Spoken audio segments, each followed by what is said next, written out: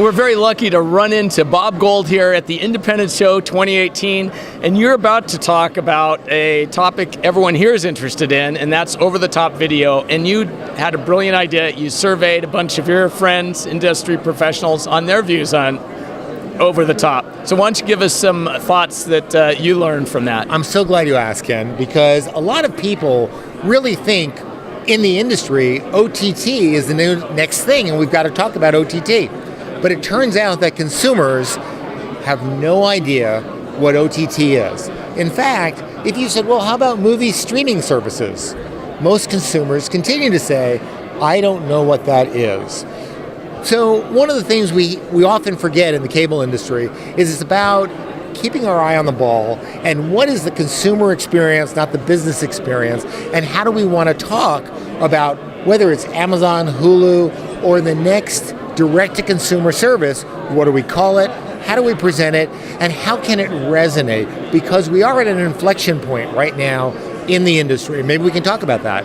Well, you know, it's interesting. Having taken the survey, you threw out some names that I remember learning about, but I kind of forgot. Yeah. So in fact, everyone today is, if you're a content owner, you're kind of saying, why do I need an intermediary?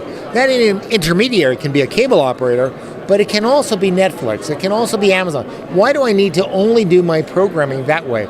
So instead, a flurry of content owners, and we're going to see a lot more in this coming year, are going direct to consumer, in addition to whatever they earn on Roku or Comcast or Mediacom as that way. And when you're direct to consumer and there's so many choices, having a brand is critical. So if you think about it, in the early days of the cable industry, a lot of people said, well, I've got 7 over-the-air services. Why do I need cable? Right. We're at that point, that tipping point right now where people are saying, I've got cable TV. Why do I need all these other channels? Isn't just having Netflix and Amazon enough? And the fact is, we're seeing a creep go up where there's more and more subscriptions to more channels that are happening. It starts to become like a cable bundle that people are bundling themselves? Yes. And you know, the bottom line is we're in a very proactive, stand for ourselves consumer environment right now. So people want to take charge of their own choices. And it's not as much a question of cost as it is a sense of self-actuating control. So we're seeing 2 things that are happening right now in the survey.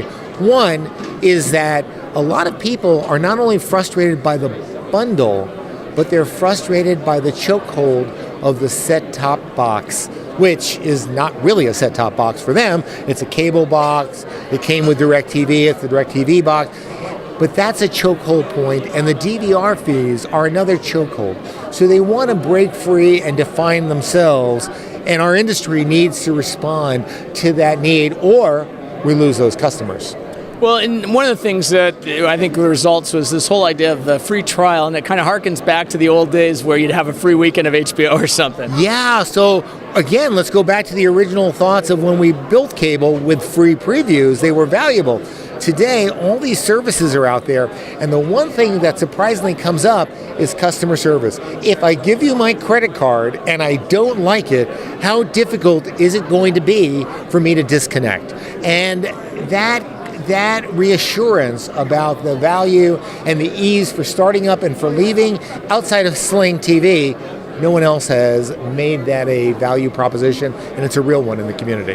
Now, some of the content itself, some of them were pretty obscure, and why don't you talk about some of the things you saw? Yeah, so let's just talk about movie streaming services. And, you know, once you get past Netflix and Amazon and Hulu, here's what's interesting. People are subscribing to brands. I know Stars, I'll get Stars Play. I know HBO, I'll get HBO Go or Showtime Anywhere.